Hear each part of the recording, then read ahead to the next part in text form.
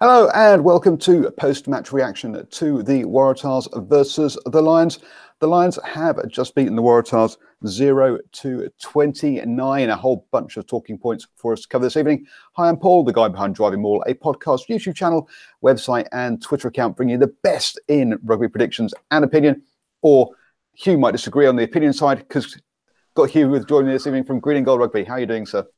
Oh, I'm not good. I'm not good at all. This is the first one I'm on for the post game, and that was, I almost was tempted to come up with some excuse. Say my internet went down all of a sudden, but I couldn't bring myself to do it because that was pretty pathetic from the Waratahs, sadly.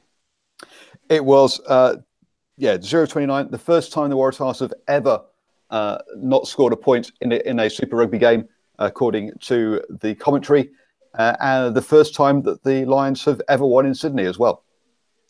Yeah, well, I mean, that statistic surprised me about it's the first scoreless performance because I've certainly seen plenty of pretty horrible Waratahs efforts over the years, and I'm surprised that that's the first one that they've registered the old duck egg. But look, I don't know what to make of that. I mean, they just I don't think they had a penalty in the Lions half, so I suppose it says a lot about the Lions' discipline.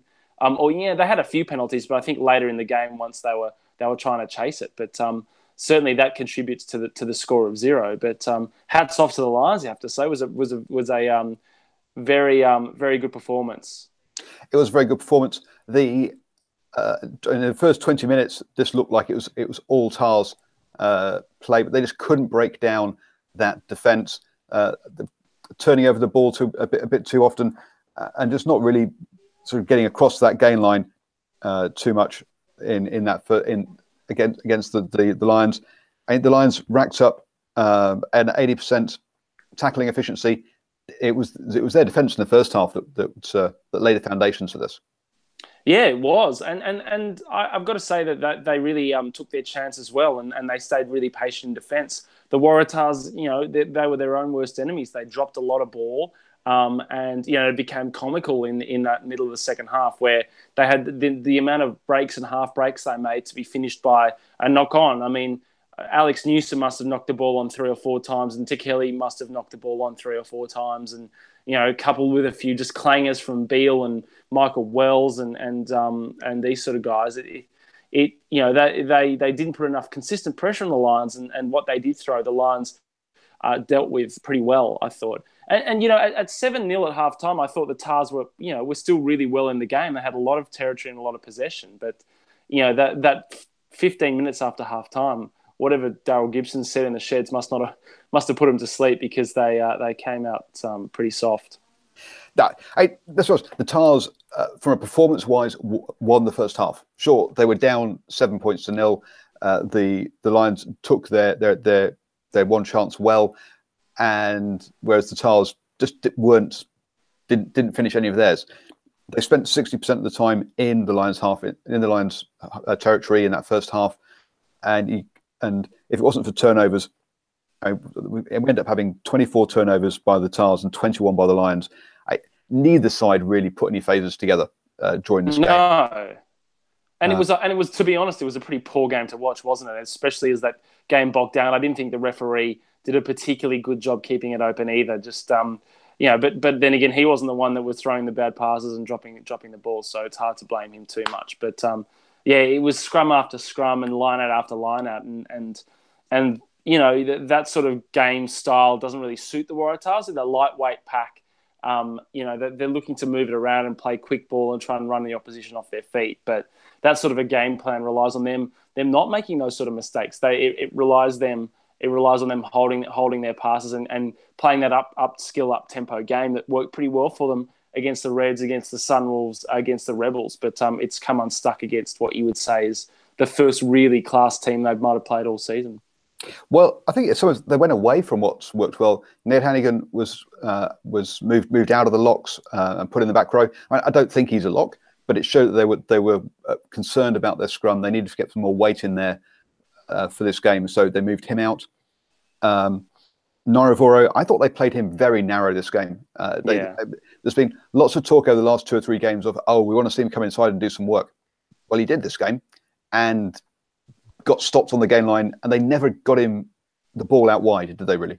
Well, yeah, and I think the art of Naiyaravoro, which they sort of forgot, which is sometimes he's better used as a decoy.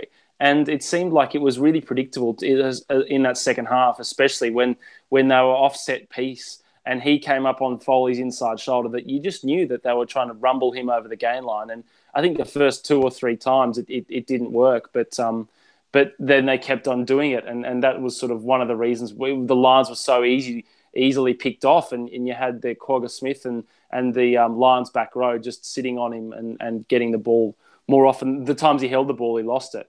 I've got to say my iPhone battery's getting a little bit low, so I might have to plug it in to the wall. So you keep going, and I'll find a spot.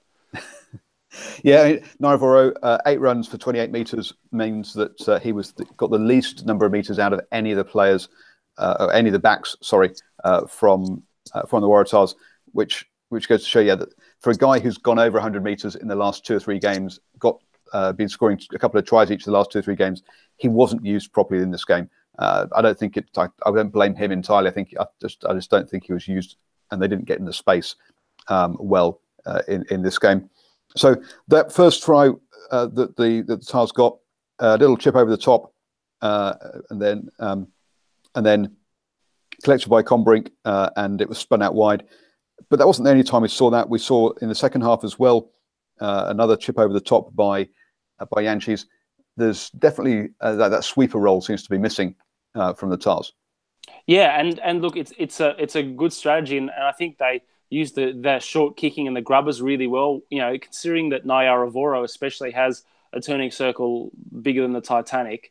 You know, that was a really smart tactic, and those kicks have got to be inch perfect though, because you saw later they did overcook a few of them, and it does set up a nice counter attack chance if you get it wrong. But that first one especially was just pinpoint and really hard to defend, and unfortunately the Tars didn't. They defended that quite poorly all night. Yep, no, they did, and it didn't also help the Tars that their line out went missing as well tonight as well. I'm going to say it as well a few more times. Good radio is the word as well. Whereas the Lions perfect from their line out, 15 from 15. The Tars only 10 from 14, which is. Yeah, we were commenting. There was an article. Nick Bishop on the Raw did a really good article about the Waratahs line out and how successful that was in the previous weeks, and they must have read it and got a bit excited with themselves because the wheels came off, and the Lions were superb at set piece, and that just helped them control the flow of the game really well, and it was what sort of I think got them over. And they scored 2 tries from line out in the second half too. Yeah, and I think the Tars had a 6-2 split on the bench. And yet they waited to the 60th minute before bringing anybody on. Yeah. You think if you've done that, the whole idea of having a 6-2 bench is you tell your forwards, run yourselves ragged, and we'll get the other guys on, and they can all run themselves ragged for the last half hour. As you say, to really stretch that. But actually, it was the Lions who were trying to play at pace in that first half, taking tap and goes, penalties, quick line outs, trying to tire the Tars out. There was a lot being made in the commentary about a 6-day turnaround. Is that a decent excuse, or are we just clutching at straws? No, we're clutching at straws. The Lions got off the plane on Wednesday. They've only been in the country for less than 2 days. So I don't know. I mean, these guys are hardened professionals, and there's a lot of frontline Wallabies there. You can't say the 6-day turnaround had anything to do with Sukopi Kepu missing that tackle on Quagga Smith, or any number of the handling errors. You can. And it's an absolute cop-out excuse. If there ever was one. Cool. And I probably should get in and talk about some of the players that we thought played well or played badly. For me, Yanchi started off poorly. Quite a few of his passes weren't hitting. A clearance ended up being a crossfield kicking inside his own 22, which was comical. Yeah, I know. But he actually managed to turn that round, and it shows that he didn't let that get to him. And shows he's got the composure to forget that and move on and play fairly decently in the second half. Yeah, I thought he outplayed Foley pretty well. The guy I'd throw in there is Malcolm Marks. I'm a really big fan of his, and just the way he was bossed the rucks in this game, especially in defence. The Waratahs don't have a player like him, and there was I think he must have taken 3 or 4 turnovers that I saw, and just that limpet over the ball and then ripping it away and ensuring the counter attack. He's a big ball runner too. And takes a lion's share of the credit for the line out working so well. I thought he was outstanding. So King of the Lions. Yes, that's right. The Lion King. No, he had. Apparently, he's the leading turnover player in the whole of Super Rugby this season. Yeah, that doesn't surprise me. And to see him hands on ball, being lifted with his legs in the air, and still having his hands on the ball was pretty impressive in that second half. Yep, running, as you say, 60 meters from him is good for a forward. He definitely got through his work and had a very good game. Quagga Smith, a bit hot and cold, had some really good moments.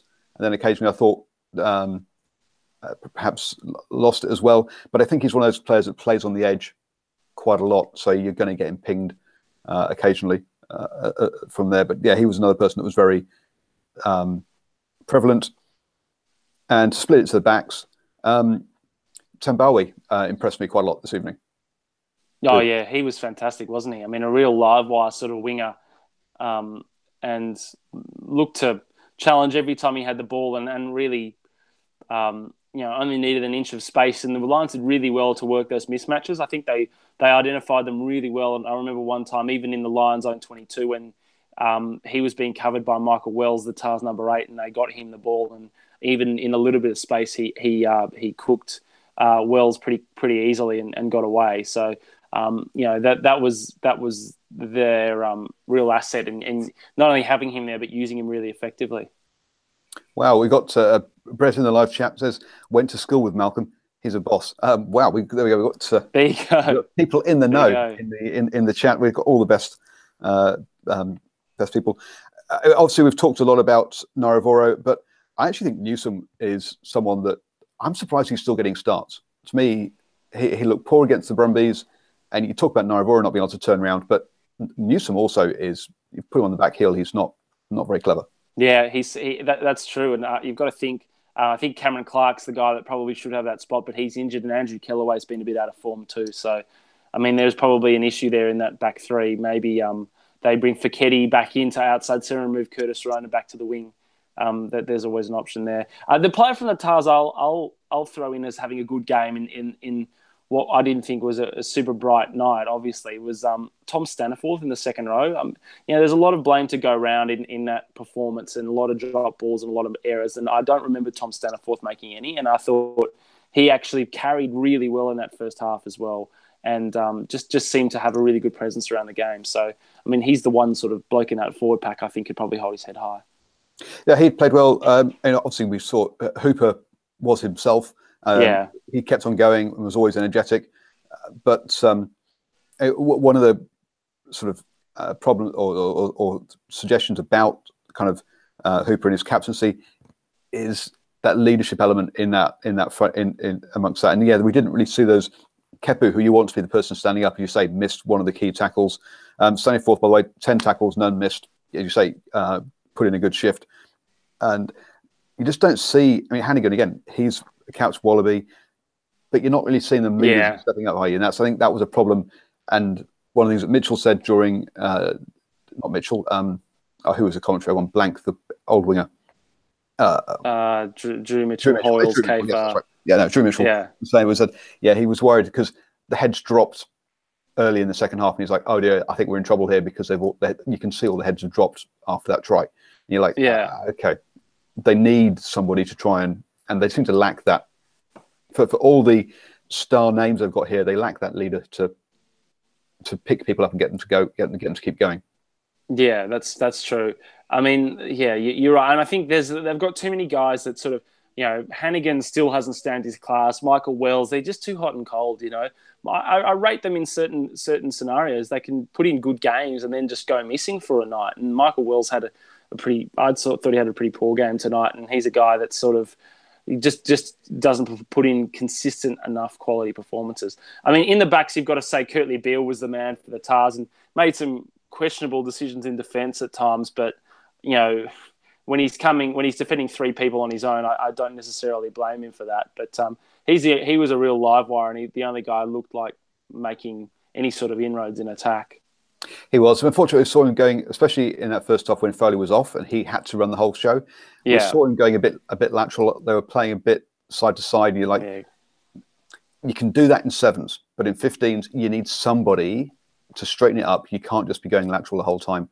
And I think that's also allowed the Lions defence to just float across and lose all the space. But yeah, you're right. He was the live wire. He was trying to do things, whereas some of the other ones are kind of tell me what to do. Yeah, kind of thing. I've said this before, but that basically the game revolves around Foley and Field passing, Foley and Beale passing Field. And Curtis Rona, for example, 8 runs, no passes. Naravoro did that, to be fair, passed it a couple of times. But I think that's one of my criticisms of the Tars backs is if it's not in Beale's or Foley's hands, you know they're going to run it. Yeah, they're not going to pass it, so you don't have to worry about floating about anyone else. You can just concentrate on the ball carrier and try and tackle him. They're not asking questions or painting different pictures, which is one of those things a term that we've seen a lot used this season. Yeah, and tonight was the first time you felt they really missed Folau too. I mean, those up and unders were a bit of a menace for the Waratahs, and they're normally pretty well handled when he's around. And just that a bit more of an attacking threat in the opposition half and the opposition 22, which you felt like one of the reasons why they kept going to Naravoro like that was they just didn't have that, other option like that. Which is what Folau brings to the table. Yep. So it ended up. I think we've covered all the things I wanted to say. It was a game that started off looking promising for the Tars. Early penalties to the Lions, but the Lions weathered that storm and came back, especially in the second half, where basically the Tars just never got out their own half, and that meant that they could never. They were always chasing the game and trying to do too much, and knocked it on. Any final thoughts from yourself? It's got to get better than that next week, hasn't it? The only way is up from here. Hope I'm on next time when it's a bit of a happier result and I can crow a bit more after a win. Well, or at least scoring points. That would be fine next time. If you want to line yourself up, because I think the Tars have a bye week next week, but after that they play. I'll take the bye week. Well, I think we might get the points there. There's a chance there we might win that one. Because then you have New Zealand opposition for the next 4 weeks. So if you want to line yourself up for those 4 games, we can bring back the force. I say. Oh dear, was it strength in 5 or something? I've forgotten. Stronger as 5. Stronger as 5. That's it. There we go. So, so thank you very much, Hugh, from the East Coast elite of Green and Gold Rugby. Let people know where they can get hold of you. Night. Green and Gold Rugby. At GAGR is the Twitter handle, and my Hugh Cavill at Hugh Cavill, HUGHCAVILL.